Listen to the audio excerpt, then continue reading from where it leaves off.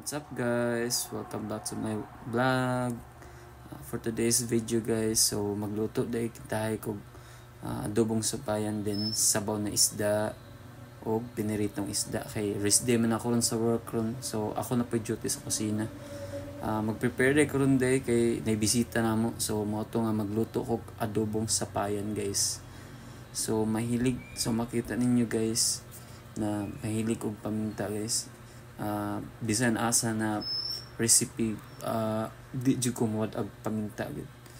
Then oyster, then gisagulan na nako tuyo akong adobo na sapayan guys.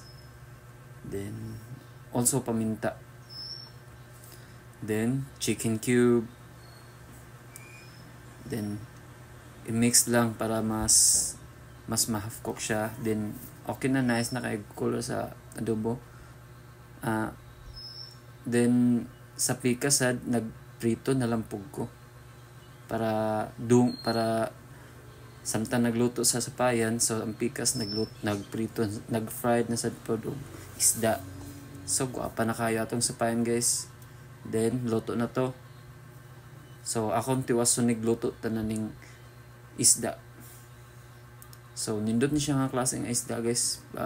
Nakalimot ko sa mga nga isda, pero mao ni pirmi na ko paliton if naibisita.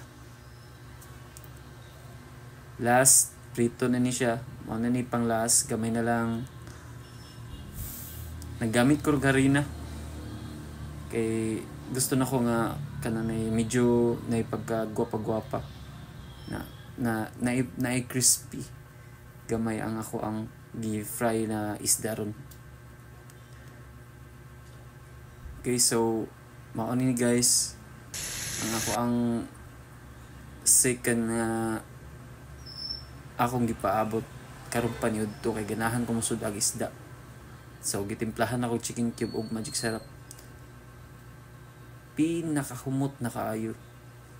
Then ako ang partner, basta sabaw di gid mawa ng pichay gid guys.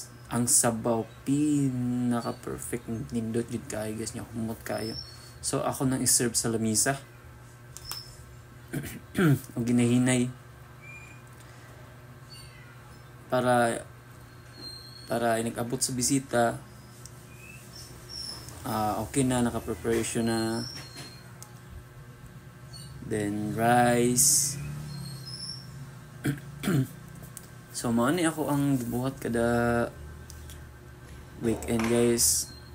Pero karong adlaw kay busy man ko, so daghan kog lutoon.